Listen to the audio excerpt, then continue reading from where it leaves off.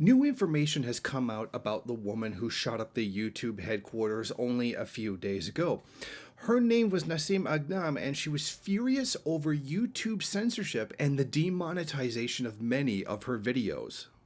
The woman left behind a manifesto detailing her outrage of being demonetized by YouTube. In it, she lambasted the company for censorship. Her channel has since the attack been removed, but her videos can be found on other video sharing platforms. Now, the manifesto that the woman left behind was in Farsi, and a general English translation can be found online. Obviously, I cannot give you that translation here because that would place this video in jeopardy. However, I do have a link to that video in the description. The media is reporting that the woman went missing before the shootings, as reported by her father. She was found sometime later by police sleeping in her car in Mountain View, California. Her father, Ismail Aghdam, said that he warned police that his daughter hated the company and might be heading there. The San Bruno Police Department received numerous 911 calls about a shooting at YouTube's headquarters, said San Bruno manager Connie Jackson. San Bruno police officers arrived at YouTube headquarters 2 minutes later and began combing the area for a suspect as the employees fled, said Jackson. As officers entered, they found one victim on the front of the building with an apparent gunshot wound, Jackson said. Officers searching the building found the suspect dead from an apparent self-inflicted gunshot wound. The shooting left 4 victims hospitalized, 3 with gunshot wounds and 1 with an ankle injury from running from the scene, the police said. Now, we know what this woman was referring to when she was talking about the demonetization of her channel. She's referring to the adpocalypse, of which there has been more than one incident where a great amount of content has been demonetized from YouTube, particularly against smaller YouTubers who do things of a more political nature, sometimes forms of humor that many advertisers don't share because they're afraid of negative press from their products having appeared on the channel. So I think that some of that frustration that she felt can be understood by myself and a lot of other people on YouTube who have gone through a very similar disheartening situation that has harmed the ability of many creators to make a living on YouTube. And if someone is particularly tied to this, where it is not just their source of income, but a very deep part of who they are and what it is that they do and what they believe in, this would certainly take someone who was already of a fragile mindset and would be enough to push them over the top in this case. Well, by no means am I blaming YouTube for this incident. I mean, YouTube is a capitalist enterprise and is inherently going to do what is ever best for its shareholders, not the people who actually use the service.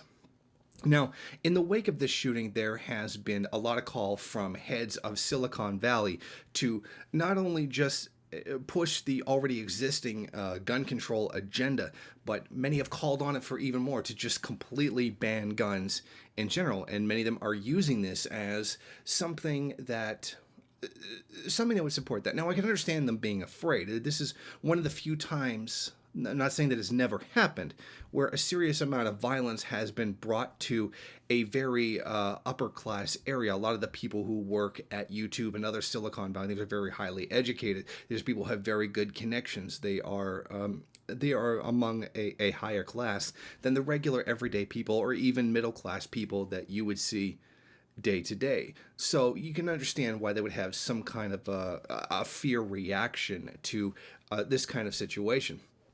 Now, of course, as soon as any shooting ever happens in the United States, the rumor mill goes into full production, creating all kinds of crazy things. One conspiracy or one idea that was floating around was that Sam Hyde was responsible for the shooting. Others have alleged that she was an Islamic fundamentalist and that's why she did it, or it was at least a contributing factor.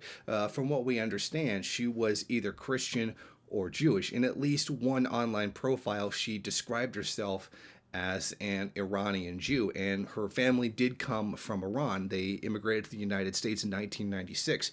They claimed that their particular sect was being persecuted within the country. So there's a great deal of misinformation that's going out right now, which happens after any kind of event. I've no doubt that maybe crisis actors or something to that degree is going to be pushed onto the mainstream narrative at some point or another. However, this is a tragedy, and this looks like it is the work of someone who was particularly mentally ill, someone who was already suffering from some kind of illness, and then the socioeconomic impact of things like demonetization, which we can very much see as like someone getting kicked out of their house or someone losing a job that they really need and then reacting in this kind of situation. By no means am I saying that the shooter is not responsible for their actions, of course not. But I think this is a far more common thing that we actually see. It's just the manifestation of it this time being somewhere in Silicon Valley, being in the tech industry has given this a very different veneer. Like it's not like the other instances when I think it's actually a fairly common occurrence. It's just that this time it actually happened among a higher strata of workers, and continuing to show us that the contradictions of capitalism, much of the alienation that people suffer that causes the system to be the way that it is definitely another sign to us that this system must be abolished. Thank you for watching. If you like this program, then please head over to my Patreon page and set up a monthly donation. It's your donations that keep this program running. Also, if you would like, please rate, comment, subscribe, and share in various social media.